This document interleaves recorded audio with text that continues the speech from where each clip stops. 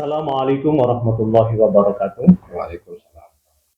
Alhamdulillah, bersyukur pada Allah Subhanahu wa taala pada kesempatan hari ini kita dipertemukan kembali oleh Allah Subhanahu wa taala dengan bulan suci Ramadan 1447 Hijriah.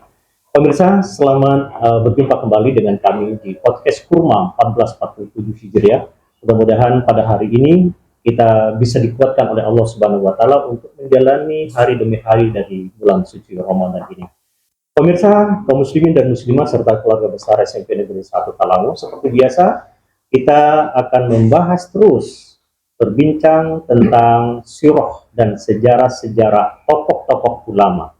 Dan hari ini kebetulan yang kita kaji hari ini tentang Sunan Kalijaga dengan menghadirkan narasumber beliau Bapak Haryanto SPDI, dan beliau sebagai narasumber yang akan mengkaji topik kita hari ini tentang Sunan Kalijaga. Baik pemirsa, langsung saja kita menyapa beliau. Assalamualaikum Ustaz. Waalaikumsalam warahmatullahi wabarakatuh. Masih sehat Ustaz ya? Alhamdulillah. Masya Allah, mudah-mudahan kesehatannya akan terus berlanjut dan kita dapat menjalankan puasa dengan baik.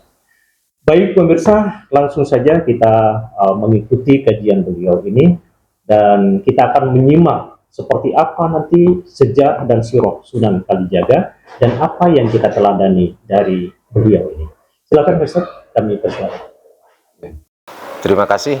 Saya sampaikan Assalamualaikum warahmatullahi wabarakatuh. Waalaikumsalam warahmatullahi wabarakatuh. Sahabat-sahabat, teman-teman, kita akan sedikit bercerita tentang perjalanan atau kisah Sunan Kalijogo untuk dalam kehidupan pada saat ini. Mungkin yang pertama, Sunan Kalijogo itu adalah salah satu anggota dari 9 wali ya, yang bisa dikenal dengan Wali Songo. Nama kecil beliau adalah Raden Said, atau bisa kita kenal lebih terkenalnya itu Raden Syahid. Itu ya, Raden Syahid. Beliau adalah salah satu keturunan dari bangsawan, sehingga beliau adalah orang tua beliau, ayah beliau itu adalah salah satu bupati di Tuban. Itu ya, jadi dari kehidupan sejak kecil itu merupakan sudah warga bangsawan, itu anak bangsawan, itu seperti itu. Oke, beliau adalah seorang anak bangsawan, Pak. Seorang Sunan Kalijaga. Sunan Kalijaga ya. Bapaknya adalah seorang bupati. Seorang bupati. Ya, Bupati Tuban. Baik. Apakah beliau juga sebagai seorang tokoh ulama di samping seorang bupati? Apakah dia memang seorang ulama sehingga bisa kemudian melahirkan seorang generasi seperti Syahid ini? Betul. Sejak kecil, masa mudanya, beliau kan dari keturunan bangsawan. Namun di masa kecilnya Sunan Kalijaga ini, atau dikenal Raden Syahid ini, itu dalam kehidupannya itu penuh liku-liku. Karena melihat di berbagai rakyat itu kehidupannya itu tidak ada keadilan. Nah, di mana rakyat kecil, banyak rakyat yang miskin, sementara para pejabatnya itu kehidupannya itu sangat berbeda lah, seperti itu. Jadi Sunan Kalijaga ini merasa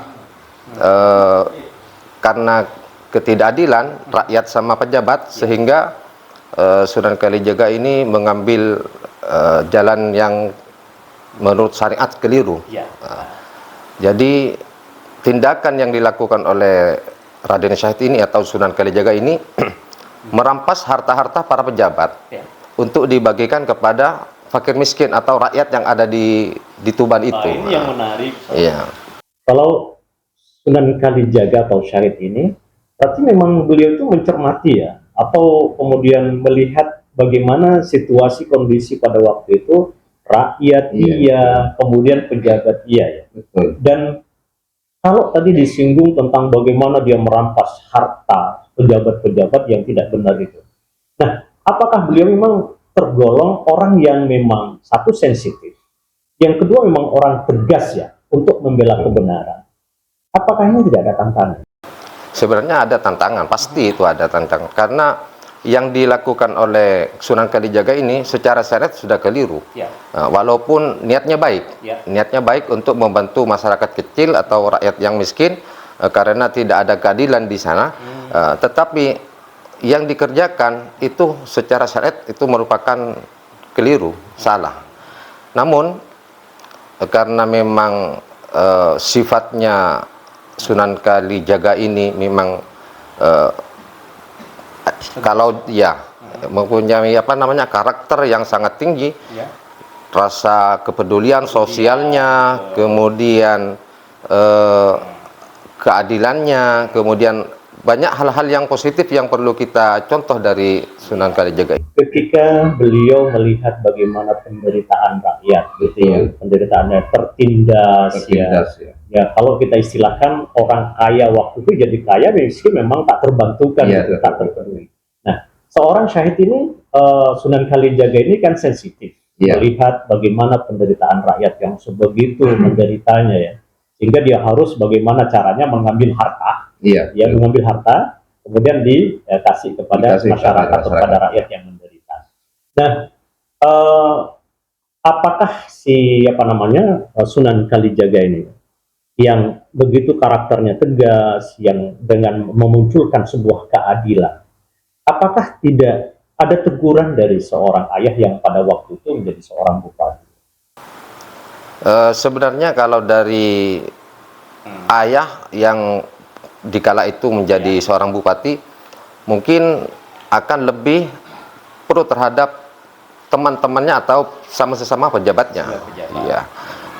Namun yang dilakukan oleh Sunan Kalijaga atau Raden Syahid ini, justru beliau ketika melakukan hal-hal yang keliru menurut syariat, sehingga di suatu hari, di suatu tempat, dia bertemu dengan seorang kakek, di mana beliau adalah juga termasuk Sunan, yaitu Sunan Bonang, yang lebih dikenal adalah Syekh Maulana Makdum. Ya. Jadi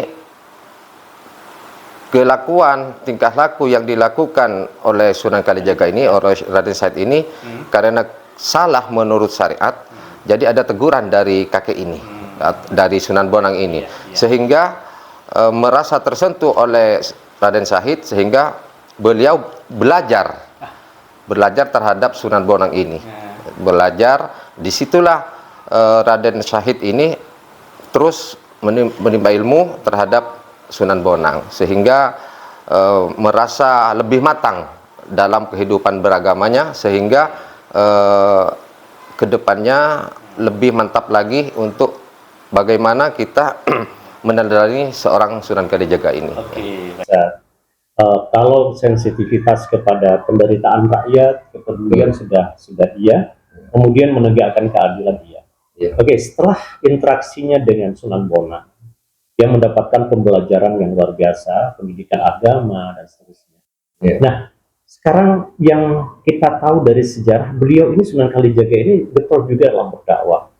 Nah, metode pendekatan dakwah beliau, dakwah Sunan Kalijaga, apakah sama seirama dengan Sunan Bonang atau ada teknik tersendiri pola dakwah beliau?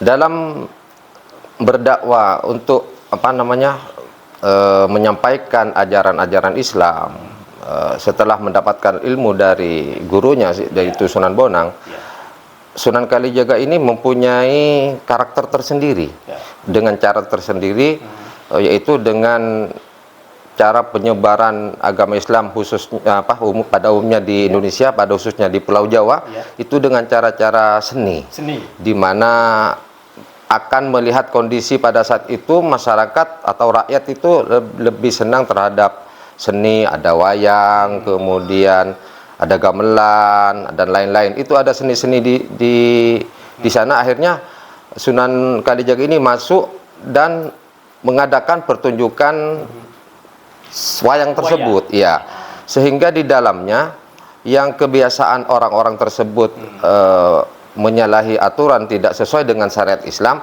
sehingga oleh Sunan Kalijaga ini dalam pertunjukan wayang tersebut tidak hanya sebatas tontonan, Ya. tetapi di situ adalah tuntunan.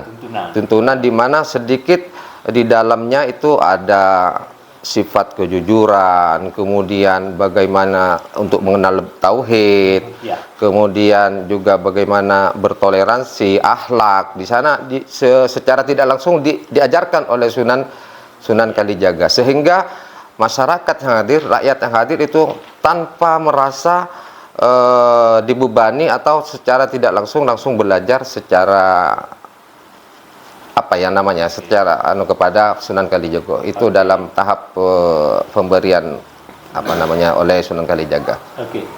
Luar biasa. Kemudian pola pendekatan yang luar biasa juga melalui pendekatan seni, ya, wayang dan seterusnya. Beliau yang mendesain, ya, menyeting bagaimana cerita wayang itu.